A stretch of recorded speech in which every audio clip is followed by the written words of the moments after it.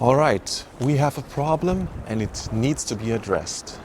1, 2, 3, 4. Have you noticed lately that everything around you is just one big copy of another copy? It feels like we're stuck in a loop where anything original is left out, creating an endless cycle of sameness. Take movies for example. Everywhere you look, there's another remake or sequel. The same story, same characters, just repackaged for today's audience. It's all about the money.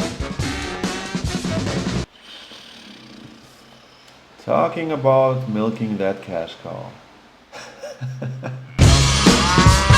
The same trend appears in music, media, tech, fashion and more. No one wants to take any risk to stand out. They would rather play it safe and choose to be lame instead. But why? How did we get into this boring and uninspiring behavior? Join me as I dive into a mission to investigate the cause of this madness and how we can stop it before it's too late. It's a journey that has taken me all the way to the other side of the world. So let's go.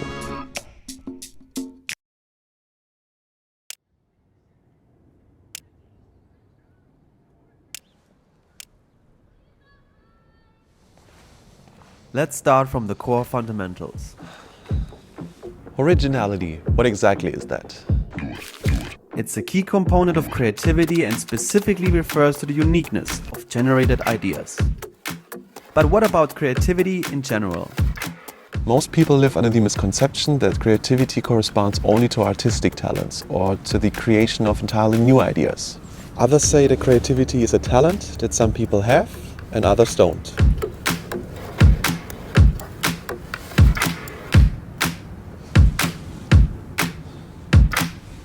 I think of creativity in a very broad sense. For me, it's figuring things out, it's problem solving. Problem solving means you've got something and you don't know what to do. So thinking that through is a creative act. With that being said, everyone can be considered as a creative. But how can we bring more originality into our creativity? Steve Jobs once famously described originals as the ones who see things differently. They are not fond of rules and they have no respect for the status quo. Well, I guess we know that already. But here is where it gets interesting. If you look across fields, the greatest originals are the ones who fail the most, because they're the ones who try the most. The more output you churn out, the more variety you get, and the better your chances of stumbling on something truly original. Oh yeah! Let's take classical composers as an example to demonstrate that. Get down!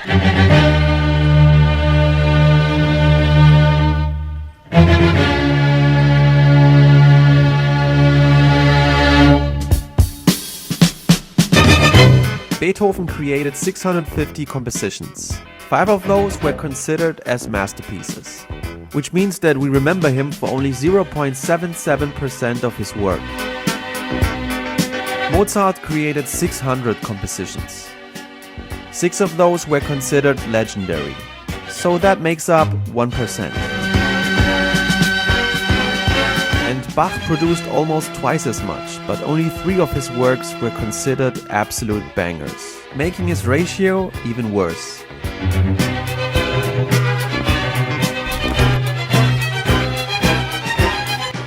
And besides showing true perseverance, every one of them stole from others to come up with an original signature style of their own. We have, always been shameless about stealing great ideas. It comes down to trying to expose yourself to the best things that humans have done, and then try to bring those things in to what you're doing. I mean, Picasso had a saying, he said, good artists copy, great artists steal. Well, the problem with all of this is that we're actually seeing the opposite trend. Here's how. In a 2017 study, a psychologist evaluated thousands of TTCT scores of kids, teens, and adults collected over decades. This is a test designed to measure creative thinking. Conducted a study called the Creativity Crisis. Starting in the 60s, we saw a slight decline, followed by a sharp nosedive in the 90s. This marks the beginning of the creativity crisis. And according to the study, there are 5 reasons why this is happening. we spend way too much time staring at our screens. The rise of video games. Schools value conformity instead of originality. Parents became overprotective and give kids less freedom. And a career-focused lifestyle at a young age.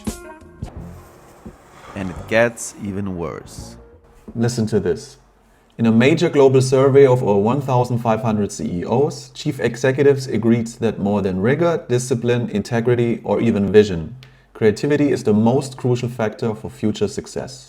So, in conclusion, creativity is nosediving, demand is skyrocketing. We're in deep shit. But what can we do right now, individually, to bring back more creativity? The answer might surprise you. Boredom could actually lead to better creativity. Boredom. You look bored. I am bored. What actually happens to us when we get bored? Yes, writers, thinkers and the media say that boredom is the key to more creativity, which I haven't felt in decades. But why? How? I had to track down a boredom expert to really get to the bottom of it. And so I came across Dr. James Dankert, who is a neuroscientist from the University of Waterloo. You know, Waterloo, where Napoleon lost that battle and the one ABBA song is about. Which is great, cause that's basically right next door in Belgium and I could easily get there. Now it took me a minute to realize that this was actually a different Waterloo and this one was definitely not next door. But then I thought, wait, haven't I collected enough miles for another? Isn't this the perfect occasion for?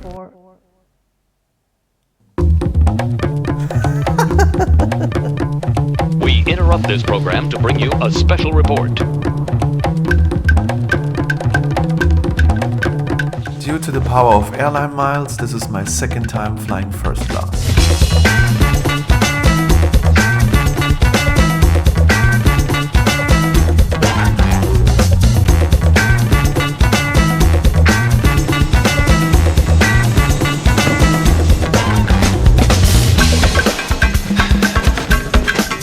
By the way, I also made a video about this experience 2 years ago, so feel free to check it out.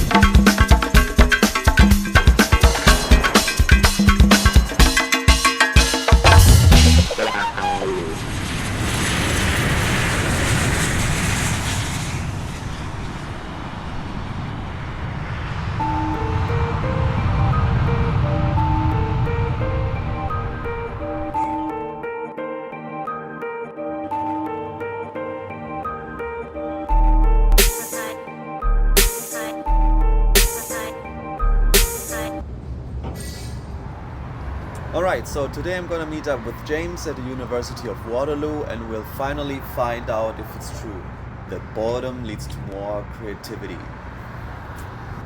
Is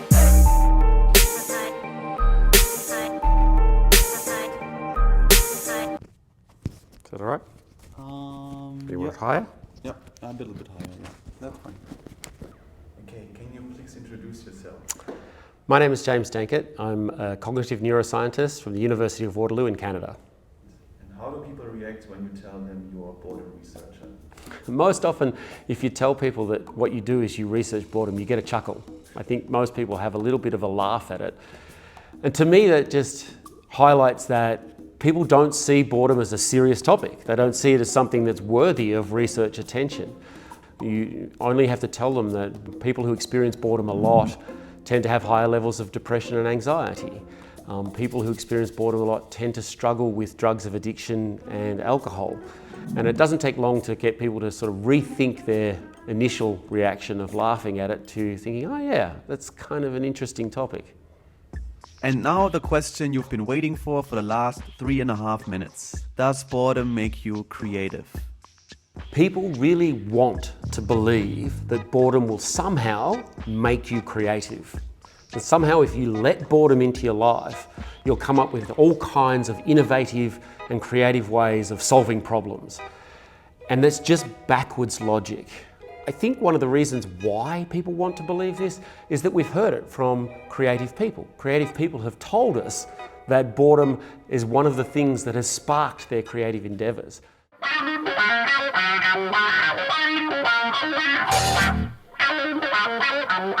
The story I like to tell a lot comes from Jimi Hendrix. When he was, another guitarist saw him play a gig, he was, like most of us would have been, just blown away. This guy is amazing on guitar. So he cornered Hendrix at the end of the gig and he said, "Man, where have you been hiding?" To which Hendrix replied, "I've been playing the Chitlin circuit and I've been bored shitless."